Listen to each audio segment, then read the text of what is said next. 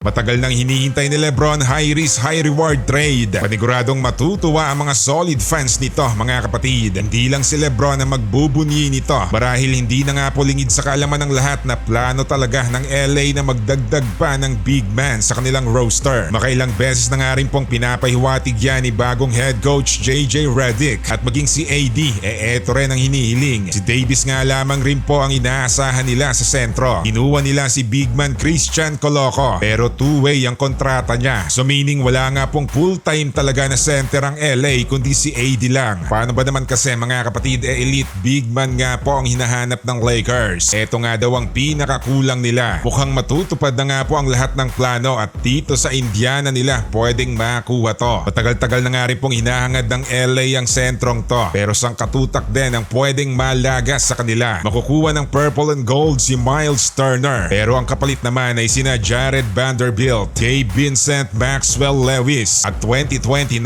first round pick. Ito nga rin po yung sinasabi ni Pelinka na pwede nilang mapakawalan ng hawak nilang first round pick. Basta nga lamang po angkop sa sistema nila ang manlalaro. Tiyak na dito nila magagamit to kay Turner mga kapatid dahil matagal na rin nilang gustong makuha ang player na to. Sa ibang player nagdadalawang isip nga po sila. Pero etong kasangga ni Haliburton sa Pacers paniguradong hindi nila mahihindian kumakamada to last season ng 17.1 points, 6.9 rebounds at 1.3 assists sa kada gabi. At batang-bata rin si Turner, talagang magagamit rin ng pang long term ng team dahil 28 anyos nga lamang din po ito. Ito nga po ang legit na sentro na hinahanap nila. Medyo nagre-reklamo na nga rin po si AD na mas gusto niya sa power forward kaysa lumaro sa sentro ng team. Lagi nga rin po siyang nagiging prone sa injury sa posisyon na to. Kaya seryoso na rin nga po talaga siya na makasungkit pa ulit ng titulo bago man lang magtapos ang karera ni Lebron. Mas exciting din ang masisilayan ng lahat dahil pwedeng pagsabayin na rin ng LA ang mag-ama sa papalapit na season. At ang pinaka-importante nga din po dito ay yung kayang maibigay ni Turner na rim protector ng team. Nasa 114.8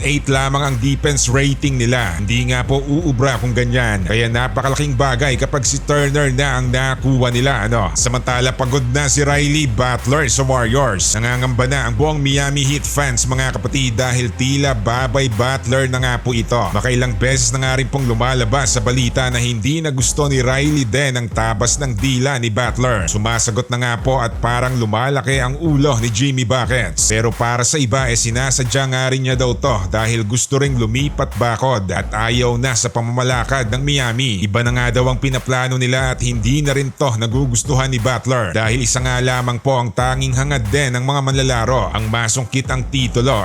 Biruin mo ba naman mga kapatid na si Tim Hardaway Sr. pa ang nagbunyag. Pagod na nga daw si Pat Riley kay Butler. Kaya ang siste kinakailangan na ng Miami na mag-decide ngayong season para kay Butler. Hindi rin kasi niya makuha ang matagal niya nang hinihiling na extension at parang iniipit din yata to ni Riley dahil hindi na nga po talaga maganda din ang samahan nila. Marahil meron din naman nga pong rason si Riley mga kapatid dahil parang wala na nga rin pong gana si Butler na maglaro. Todo parinig nga po si Riley kay Butler na kung naglaro ka lang sana ng 70 games hindi nga po maglalaro sana rin ang Miami sa play-in lang. Kaya ang gusto rin sana ni Riley alagaan niya ang sarili niya para nga daw makapaglaro at hindi puro injury ang inaabot. Sobrang gulo na nga po ng Miami Heat mga kapatid at parang hanggang nandito nga po si Butler sa team hindi matatapos ang suliranin nila. Malamang expected na rin nga po to ng mga fans at kita rin nila na parang nawawala na nga rin talaga ng gana si Butler. Butler sa Warriors na nga po to panigurado dahil sila nga lamang rin po ang team na seryoso rin talaga kay Jimmy Buckets.